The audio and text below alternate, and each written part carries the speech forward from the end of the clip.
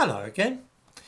Following the video which I released this morning about the dreadful new statue planned for Trafalgar Square, I've been casting my eye over one or two existing statues and wondering when anybody is going to notice just what kind of people they celebrate. I thought we might begin with a woman who masterminded a terrorist campaign across the whole of the United Kingdom and then went on to found a racist political party.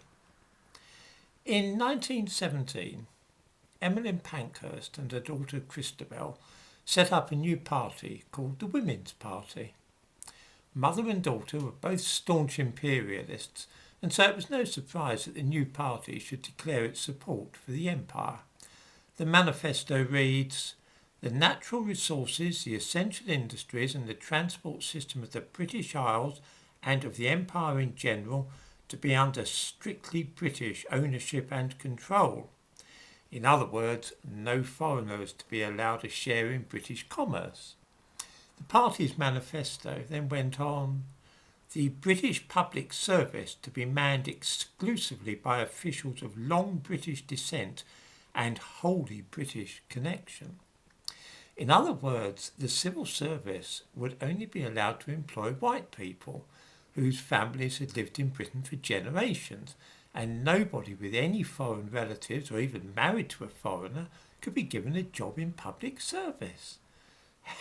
How racist is that? Just imagine anybody today suggesting that we should sack any public servants whose families were not of long British descent or who had relatives living abroad. This would be denounced as racism of the worst kind. Mind you, the background of this awful woman must surely have raised eyebrows long before she founded this racist and imperialist movement.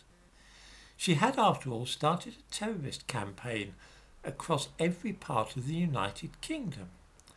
We sometimes forget that the first terrorist bomb to explode in Northern Ireland in the 20th century was set off not by the IRA, but rather by women acting under the orders of Emmeline Pankhurst.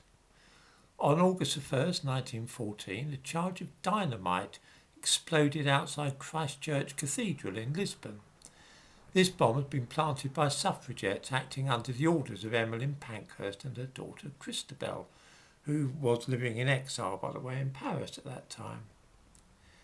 Emmeline Pankhurst had been convicted at the Old Bailey the previous year of running the terrorist campaign, following an explosion at a house belonging to Chancellor of the Exchequer Lloyd George.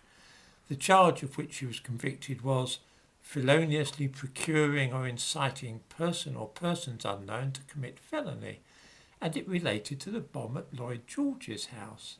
She was sent to prison. I give a couple of links in the description to this video to bomb attacks carried out under the orders of Emmeline Pankhurst.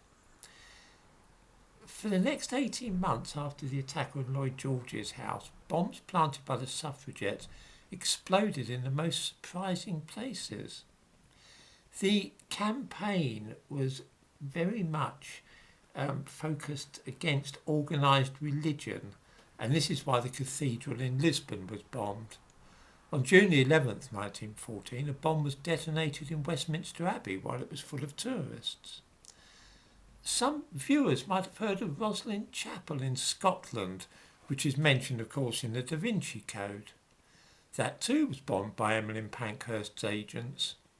On July 13th, 1914, a bomb exploded at Rosslyn, damaging some of the ancient stonework. Following the outbreak of the First World War in the summer of 1914, Emmeline Pankhurst and her daughter Christabel began to grow even odder and became obsessed with the idea that foreigners and Jews were a major threat to Britain.